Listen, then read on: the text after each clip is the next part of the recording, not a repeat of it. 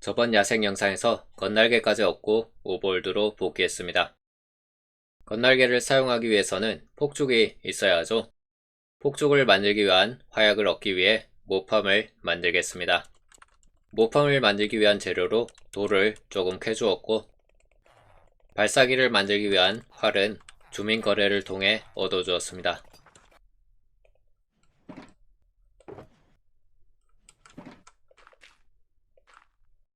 이번에 만들 모팜은 그넨보님이 만든 모팜입니다. 몹이 스폰하는 구역에 일정 시간마다 발사기가 물을 설치하여 몹을 밀어내는 방식입니다. 보통은 간단하게 중계기와 비교기만 사용하는 타이머로 발사기가 물을 설치하는 타이밍을 조절하는데요. 저는 구리전구를 추가하여 타이밍을 조절하였습니다. 구리전구는 신호를 받으면 켜져 있는 레드스톤 램프와는 다르게 꺼져 있을 때 신호를 받으면 켜지고 켜져 있을 때 신호를 받으면 꺼집니다.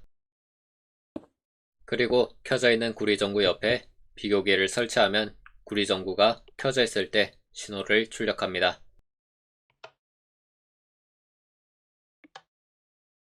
이것을 여러 개 만들면 이진수 카운터를 만들 수 있습니다.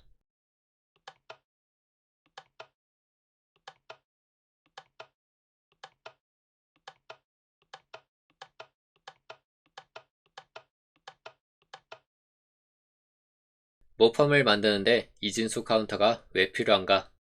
물이 몬스터가 스폰 가능한 구역을 덮고 있는 시간과 그렇지 않을 때의 시간의 비율을 조절하기 위해서 사용해 보았습니다. 이 모팜을 위해 가장 일반적으로 사용되는 타이머는 물이 설치되어 있는 시간과 설치되지 않는 시간이 같습니다. 그렇기 때문에 타이머를 빠르게 설정하면 몹이 스폰하기 위한 시간이 짧고, 타이머를 길게 설정하면 물이 몹을 다 밀어내고도 한동안 남아있어 몹이 스폰될 수 있는 시간이 줄어듭니다. 이진수 카운터를 2비트까지만 만들어 두 개의 구리전구가 모두 켜져 있을 때 물을 설치하도록 만들었습니다. 이렇게 만들면 물이 설치되어 있는 시간과 그렇지 않은 시간이 1대3 정도의 비율이 되고, 5초에 1비트씩 증가하게 만들면 15초 동안 몹이 스폰되고 5초 동안 물이 설치되는 것이 반복되는 모팜이 완성됩니다. 보트 클락을 사용하면 비교적 쉽게 이런 사이클을 만들 수도 있겠지만, 개인적으로 엔티티를 회로에 사용하는 걸 좋아하지 않습니다. 그래서 이렇게 만든 모팜의 효율이 정말 좋은가? 측정은 안 해봤지만 좋기는 할 겁니다. 하지만 이런 구조의 모팜은 야생 초기에 만드는 것이고, 그런 상황에 구리전구를 구해와서 만들 정도의 가치는 없을 겁니다. 그냥 평범한 방법으로 만드세요.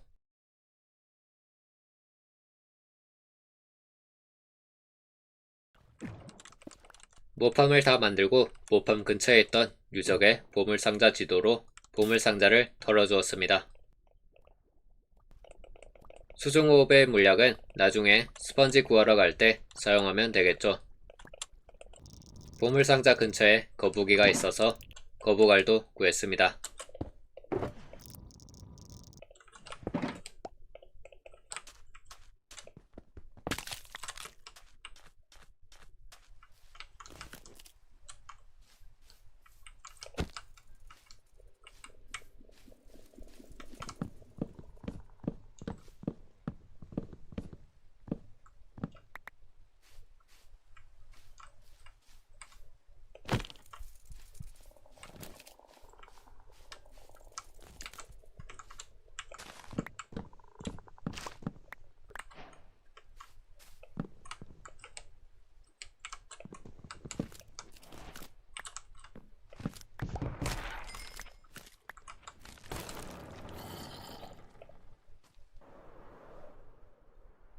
모팜의 화약으로 폭죽을 충분히 만들어 주었으니 주변 바이옴을 확인하며 나중에 만들 공장의 재료를 찾으러 다녔습니다. 슬라임 공장과 마녀 공장을 만들기 위한 늪 바이옴과 몬스터가 스폰하지 않는 버섯섬을 찾는 게 우선사항이었지만 아쉽게도 발견하지 못했습니다. 진달래 나무 아래로 파고 들어온 러쉬 케이브, 무성한 동굴입니다. 저는 건축을 안 하기 때문에 나중에 이끼 뼈가루 공장을 만들 이끼 블록만 챙기면 됩니다. 굳이 더 챙긴다면 대체 불가능한 기능을 가진 큰 헐리빕을 챙기겠지만 이때까지 큰 헐리빕을 사용하는 장치를 만든 적이 없었기에 이번에는 넘겼습니다. 눈은 재사용이 가능하게 눈사람을 만들 정도만 챙기고 꽁꽁은 얼음도 나중에 얼음 공장을 만들기 전까지 필요한 만큼만 적당히 캐주었습니다.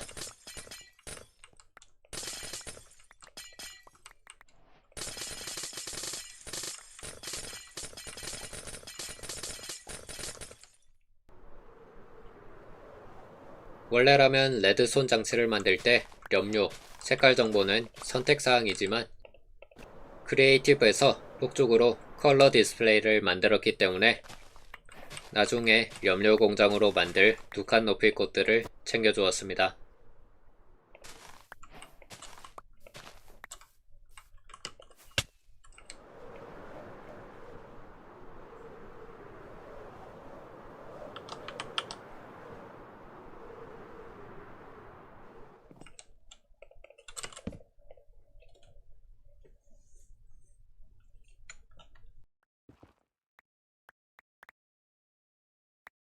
레드손 장치를 만들 때 레드손 가루만큼 중요한 게 있죠.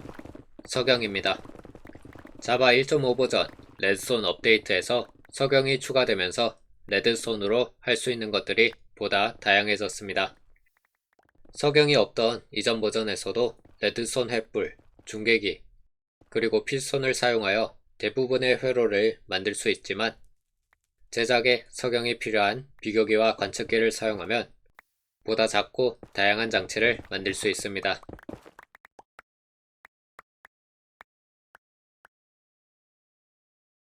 야생에서 석영을 얻으려면 지옥에서 찾아다니면서 직접 캘 수도 있지만 1.16 버전부터는 피글린과의 거래를 통해 얻을 수 있습니다. 보통은 이게 효율이 좋고 몸이 편합니다. 그리고 피글린과의 거래를 위한 금도 직접 캐는 것보다 금 공장을 만드는 게 편합니다. 좀비와 피글린은 죽을 때 금 조각을 드롭하는데 이걸 9개 모으면 금을 만들 수 있죠. 지옥의 기본 바이옴, 네더 황무지에서 스폰되는 몬스터들입니다. 지금 만드는 건 금 공장이기 때문에 좀비와 피글린만 스폰되는 게 좋겠죠. 바닥을 마그마 블록으로 바꾸면 엔더맨과 피글린은 스폰되지 않습니다. 가스트가 스폰되려면 5 곱하기 4 곱하기 5 크기의 공간이 필요하고 마그마 큐브는 3 곱하기 3 곱하기 3 크기의 공간이 필요합니다. 그렇기 때문에 2칸 높이만 남게 지붕을 덮으면 좀비와 피글린만 스폰하겠죠. 지붕은 유리나 아래 반블록 같은 상부에 몬스터가 스폰하지 않는 블록을 사용합니다. 유리보다는 반블럭이 쉽게 얻을 수 있으니 대부분 반블럭을 사용합니다.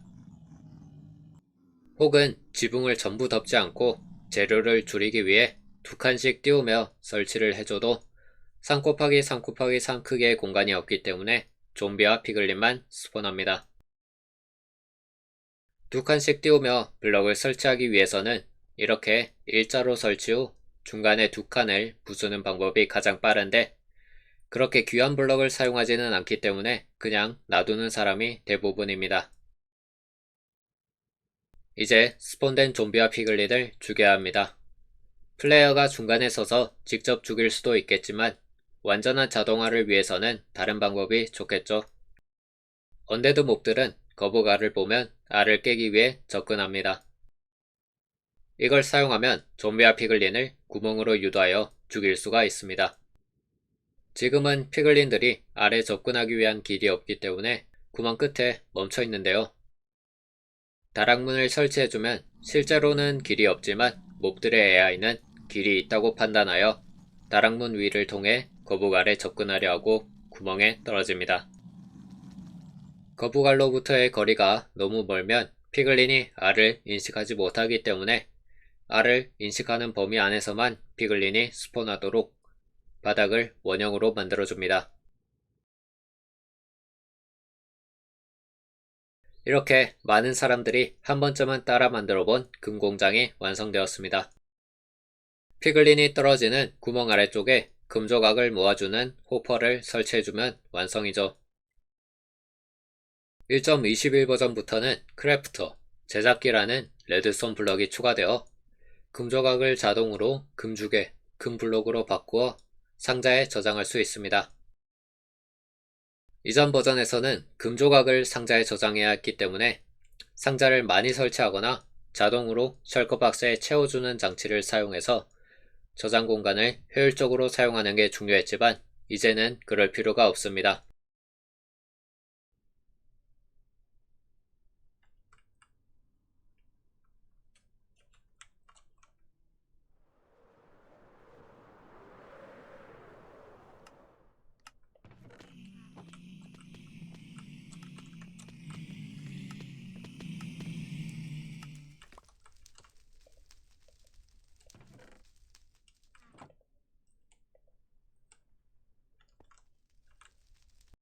금공장을 만들었으니 피글린과 거래를 해야겠죠. 피글린과의 거래는 주민과의 거래와 달리 떨어진 금 아이템을 피글린이 주어서 랜덤한 아이템을 보상으로 떨어뜨리기 때문에 자동화가 가능합니다. 공급기와 반복 회로를 사용하여 금 아이템을 자동으로 피글린 근처에 떨어뜨리게 만들고 압력판을 사용하여 금이 떨어져 있다면 공급기의 반복을 멈추게 하는 장치를 사용합니다. 대형 거래소를 만든다면 호퍼의 처리 속도가 거래 속도를 따라가지 못하기 때문에 문제가 생기지만 지금은 상자를 만들 나무가 없어서 피글린을 2마리만 사용하는 임시 거래소로 만들었습니다. 다음은 나무 공장을 만들어야겠네요.